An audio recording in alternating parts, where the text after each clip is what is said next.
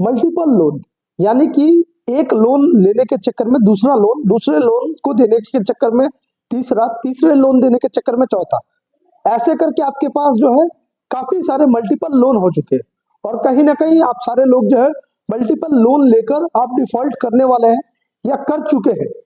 बहुत सारे लोग हैं जिन्होंने 2-3 महीने का पैसा नहीं दिया। अब उनको डर लग रहा है कि रिकवरी एजेंट का रवैया कैसा रहेगा, या रिकवरी एजेंट उनको धमका रहे, आइदर उनके पास जो है लीगल नोटिस आ रहा है या आर्बिट्रेशन नोटिस आ रहा है या 138 सेक्शन का या सेक्शन 25 का पेमेंट एंड सेटलमेंट एक्ट का नोटिस आ रहा है। तो इन विषय में आप लोगों को क्या करना चाहिए, आप लोग इसलिए इस वीडियो को देख रहे हैं।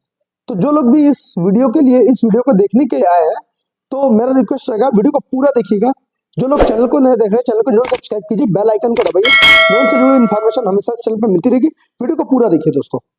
नमस्कार दोस्तों, लोन वाला बिजनेस के चैनल में आप सभी का स्वागत है। दोस्तों, आप लोग जो है लोन ले लेते हैं, जब भी आप लोग एक लोन के चंगुल में पड़ जाते हैं, ये लोन जो होता है ना, ये एक तरह का ट्रैप होता है। तो बहुत सारे लोग हैं जो पर्सनल लोन ले लेते हैं या किसी भी तरह का लोन ले लेते हैं। अब वो लोन उनके लिए बर्डन कैसे बनता है, पहले तो वो एक लोन लेकर अच्छी तरह से चलाते चलाते उनको जो प्रॉब्लम आती है तो वहां से उनको लोन नहीं मिलता है, इसीलिए वो दूसरा लोन लेते हैं। दूसरा लोन पे करने के चक्कर में वो जो उनके पास और भी प्रॉब्लम आ जाती है तो वो तीसरा लोन लेते हैं। ऐसे करते करते आप जो है एक चक्रव्यूह बना लेते हैं। ए से लोन लेकर बी को देना, बी से लोन लेकर सी को देना, सी से लोन लेकर डी को देना, इसे कहते हैं मल्टीपल लोन। अब ये चक्रव्यूह में आप पड़ जाते हैं जब आप कभी भी ऐसा नहीं चाहते हैं कि इतना सारा लोन आपके पास हो जाए, लेकिन कहीं ना कहीं आप हालात का शिकार ऐसे होते हैं और इस तरह आप फंस जाते हैं लोन के चंगुल में। एक लोन देने के चक्कर में दूसरा, दूसरे लोन देने के चक्कर में तीसरा, तीसरा लोन देने के चक्कर में चौथा, इसे कहते हैं मल्टीपल लोन। अब मल्टीपल लोन आपके पास है, तो मल्टीपल लोन आप लोग, कोई भी व्यक्ति आज के समय में मल्टीपल लोन है, तो सचमुच मल्टीपल लोन लेकर आप क्या फंस चुके हैं? इसका कोई उपाय है, इसका कोई सोल्यूशन है कि रिकवरी एजेंट के आगे आपको झुकना पड़ेगा, या फिर आपको जो है 138 सेक्शन के नोटिस के तहत आपको जो है अरेस्ट वारंट का नोटिस आ जाएगा, या इवन आपको जो है सेक्शन 25 पेमेंट एंड सेटलमेंट के तरफ से आपको एक नोटिस उसके तरफ से भी मिल सकता है, या फिर आपको जो है आर्बिट्रेशन का नोटिस देकर आपकी प्रॉपर्टी जो है लोन के तरफ से सीज कर दिया जा सकता है। इतनी सारी डाउट है जो आपके मन में चलती रहती है, तो ये डाउट को मैं पूरी तरह से क्लियर करूंगा और ये भी बता दूंगा कि अनसिक्योर लोन या आपका बिजनेस लोन या फिर क्रेडिट कार्ड लोन ये होना, ये कोई कानूनन अपराध है या नहीं है। इवन इसके साथ अगर आप रह रहे हैं या ऐसा इतना आपका लोन है तो आपको क्या होगा, ये धारा लगने से आपके ऊपर क्या प्रॉब्लम आ सकती है, तो मैं ये पूरी बात इस वीडियो में क्लियर करूंगा। तो थोड़ा भी वीडियो को स्किप मत कीजिएगा दोस्तों। सबसे पहले दोस्तों, आप लोग एक लोन लेते हैं, लोन लेते लेते आप दूसरा, दूसरा लोन लेते लेते आप तीसरा, तीसरा लोन लेते लेते आप चौथा, ये 3-4 लोन हो जाता है। तो आप ये लोन फिर भी खींचते हैं, किसी तरह से खींचते एक समय ऐसा आता है ना कि आप बिल्कुल ही तंग आ जाते हैं और आपकी जो इनकम होती है, अर्निंग, मान के चलिए आज के समय में आपकी 50,000 रुपए की सैलरी है और आपका ईएमआई जो 70-80 हजार रुपए हो गया, तो डेफिनेटली ये पैसा आपका तो देना पॉसिबल नहीं है। अब ये पैसा आप नहीं देते हैं तो आपके घर जो है बैंक का विजिट के लिए फोन आता है या फिर रिकवरी एजेंट आते हैं, ये सब आपको स्टार्ट होना पड़ता है, मतलब ये सब आपके लाइफ में स्टार्ट हो जाता है। तो जो लोग हैं जो पहली बार लोन ले रहे हैं तो उनको तो इतना नॉलेज नहीं है कि रिकवरी एजेंट अगर आए तो कैसे बात करे या फोन आए। कभी भी आपके पास फोन आता है ना, तो आप कभी मत बताइए कि मैं अभी पैसा देने में सक्षम नहीं हूं। आप उनको बताइए कि एज सुन एज पॉसिबल मेरे पास जब पैसा होगा मैं दे दूंगा। और आप डायरेक्ट अगर कहिएगा कि मैं 6-7 महीने तक पैसा नहीं दूंगा, ये अच्छी बात नहीं है। बैंक पे ऐसा बिल्कुल नहीं बोलना है। सेकेंड बात, अगर आपके पास रिकवरी एजेंट आए, house visit letter, DRS certificate और उनका ऑफिस आई कार्ड, ये 3 चीज होना बिल्कुल आवश्यक है। अगर ये 3 चीज ना हो तो रिकवरी एजेंट को बोलिए कि आप सारा चीज जो है वो फॉर्मेलिटी करके आइए, उसके बाद मैं बात करूंगा। इसके बाद भी अगर रिकवरी एजेंट आपसे बदतमीजी करे तो आप उसको बोलिए सीधा सीधी, आप जो है किसी भी तरह से आप ऐसा गैर कानूनन अपराध मत कीजिए। अगर आप ऐसा कुछ करेंगे तो मैं कंपनी को बिल्कुल 1 रुपए भी दे दूंगा, इसकी वीडियो फुटेज में निकालूंगा। इवन जो है आपको मैं 2 साल तक का जेल करवा सकता हूं, क्योंकि ये कस्टमर के साथ पास पावर है ये चीज का। और रिकवरी एजेंट अगर उस वो ज्यादा परेशान करे तो उनको डायरेक्ट कहिए कि आपको जो करना है आप लीगली तौर पर कीजिए, लीगली तौर पर आप कर सकते हैं। अब मुझे डराकर धमकाकर कुछ नहीं होगा। ये हो गई कॉल सेंटर और रिकवरी की बात। इसके बाद आ जाते हैं, बहुत सारे लोग कहते हैं कि सर अब मैं पैसा नहीं दूंगा तो क्या होगा 138 सेक्शन का। देखिए 138 सेक्शन में जो होता है ना, वो चेक बाउंस का केस देते हैं।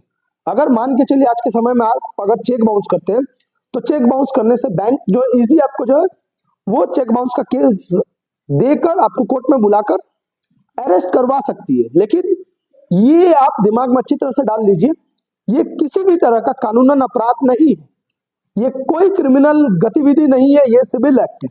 इसीलिए अगर ऐसा बैंक करती है तो आप सेम डे पर जो है बेल करवा सकते हैं।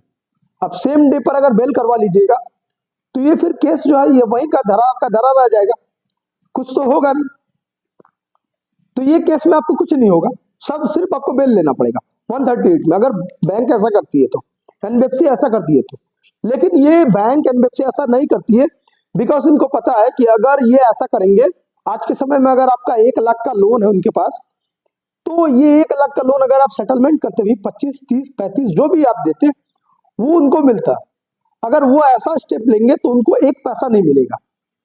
ये हो गई 138 सेक्शन की बात, जो चेक बाउंस का बात आप लोग करते हैं वो। अब इसके बाद आ जाते हैं section 25 payment and settlement act. देखिए सेक्शन 25 में अगर वो आपको भेजते हैं कि आप जो भाई आप 1 लाख का आपका लोन था और आपको हम जो है वो 40,000 35,000 में सेटलमेंट का ऑफर दे रहे हैं, ये सेटलमेंट करके इसको क्लोज कीजिए।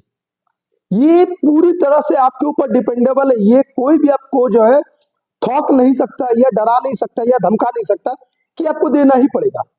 नहीं है बिल्कुल मत दीजिए, जितना समय लेना है लीजिए, अनसिक्योर लोन है। ज्यादा से ज्यादा आपके ऊपर क्या होगा, आपके ऊपर 138 का सेक्शन का चार्ज लगाकर आपको जो है कोर्ट पर बुलाएंगे और आप सेम डे पर बेल ले लीजिएगा, बस यही होगा और कुछ नहीं होगा। पेमेंट एंड सेटलमेंट एक्ट में वो बहुत सारे बात कहेंगे आपको, हमारा जो है आपको जो हमने ये सेटलमेंट निकाल दिया है, इसके बाद इतना कम में सेटलमेंट नहीं होगा, आपको इतना पैसा ज्यादा देना पड़ेगा, इसके बाद आपको ऑफर नहीं मिलेगा। ये बिल्कुल ही झूठ बात है, ऐसी कोई बात नहीं है। जितना डिले होगा उतना आपका पैसा कम होगा, जितना डिले होगा, डिले जितना कीजिएगा वो उतना आपका फायदा, उनका नहीं। उनका फायदा जितनी जल्दी ये करवा ले उनका फायदा है। और बहुत सारे लोगों को अभी लोक अदालत का मैसेज आ रहा है, बिकॉज ईयर एंडिंग मंथ सामने है, ज्यादा दिन नहीं है, इसीलिए लोक अदालत अगर आप जाइएगा तो आप अपनी दिमाग यूज कीजिए। कोई अगर जाते भी है तो अपना एक लॉयर लेके जाइए। अगर आप जाते हैं विदाउट लॉयर तो कोई पेपर पर सिग्नेचर मत कीजिए, ब्लैंक पेपर पर सिग्नेचर अगर कीजिएगा तो वो कोई भी मैटर छाप के आपके ऊपर प्रॉब्लम और क्रिएट कर सकते हैं, प्रॉब्लम बढ़ा सकती है आपकी। इसीलिए लोक अदालत जाना ना जाना आपकी मर्जी है, लेकिन किसी भी तरह का कोई भी कागज नहीं पढ़कर या ब्लैंक पेपर पर सिग्नेचर मत कीजिए। तो ये आ गए दोस्तों सेक्शन 25 पेमेंट एंड सेटलमेंट। अब बहुत सारे लोग लीगल नोटिस, देखिए लीगल नोटिस जो है ना वो आपको आज के तौर पर जो देते हैं बैंक, वो 100 में से 90% फेक होता है और 10% रियलिटी होता है, वो जो है सिक्योर लोन के बेस पर या आपका बहुत बड़ा अमाउंट है उसके बेस पर। तो ये केस में अगर आपको कुछ हेल्प चाहिए मुझसे तो स्क्रीन पे मेरा नंबर है, ये नंबर से आप मुझे संपर्क कर सकते हैं। शाम 5 बजे से लेकर रात 8 बजे तक व्हाट्सअप कॉल और 24 घंटे मुझे व्हाट्सअप मैसेज कर सकते हैं। नॉर्मल कॉल नहीं लगेगा, मैं किसी से कोई चार्ज नहीं लेता हूँ, बिल्कुल फ्री है, आप इजीली मुझसे बात कर सकते हैं ये टाइम पर। दोस्तों इसके बाद जो आते हैं, अगर लीगल नोटिस के बारे में मैं बता दिया, लीगल नोटिस हर किसी के बस की बात नहीं है। लीगल नोटिस आपके पास जो आते हैं वो आप एक तौर पर रिमाइंडर नोटिस के तौर पर ले सकते हैं। आपको वो बैंक इन्फॉर्म कर रही है कि हम आपको इतना पैसा दे चुके हैं और इसका आप जल्द से जल्द भुगतान कीजिए। ये सिर्फ आपको डराने के लिए किया जाता है, करने के तो बहुत कुछ कर सकता है, लेकिन इनको पता है अगर करूंगा तो बैंक छोड़ेंगे नहीं। और ज्यादातर केस में जो है ये जो है कभी भी कोर्ट पर नहीं जाएंगे, जिनका 20, 25, 30, 40, 50, 60, 70, 80, ये जो एनबीएफसी ऐप है ना, जो ऐप लोन लेते हैं आप लोग, ये कॉन्टैक्ट्स, एक्सेस गैलरी, ये सब करती है। जो भी कंपनी आपके कॉन्टैक्ट्स को एक्सेस करती है, आपके डेटा को एक्सेस करती है, आप उसका पैसा बिल्कुल मत दीजिए, क्योंकि ये कोर्ट पर कभी नहीं जाएंगे। अगर कोर्ट पे जाएंगे तो आपके पास प्रूफ रहेगा कि आपके ये रिलेटिव्स को या ऐसे कंपनी को के एम्प्लॉय है जो जिनका नंबर आपने नहीं दिया था इनके साथ, जो 2 रेफरेंस के अलावा भी ये उनको फोन करके आपके बारे में अनाप शनाप बोल रहे हो या आपके नाम पर उनको डरा रहे हो। तो इसीलिए जो कंपनी अगर आपके डेटा के साथ खिलवाड़ करे, बिल्कुल 1 रुपए भी मत दीजिए। इसके बाद चले आते हैं दोस्तों आर्बिट्रेशन नोटिस का। बहुत सारे लोग कहते हैं कि सर मेरा लोन है 50,000, 1 लाख, 1.5 लाख, 2 लाख, तो ये आर्बिट्रेशन का नोटिस आया। देखिए आर्बिट्रेशन का नोटिस अभी के समय में ऐसा हो गया ना, जैसे लीगल नोटिस फेक आता है, ऐसे आर्बिट्रेशन का भी नोटिस आता है फेक। बहुत सारे सब्सक्राइबर है मेरे, उनके 4, 5, 6, 7 आर्बिट्रेशन का नोटिस आ गया। देखिए 50,000, 1 लाख, 1.5 लाख, 2 लाख में आर्बिट्रेशन इतना इजी नहीं है। आपकी अगर प्रॉपर्टी आपके नाम पर, वैकेंट लैंड है आपके नाम पर, तो वो आर्बिट्रेशन नोटिस निकाल के इतना इजी नहीं है। आपके मार्केट के हिसाब से आपको पैसा देना पड़ेगा, बहुत कुछ प्रक्रिया है इस पे।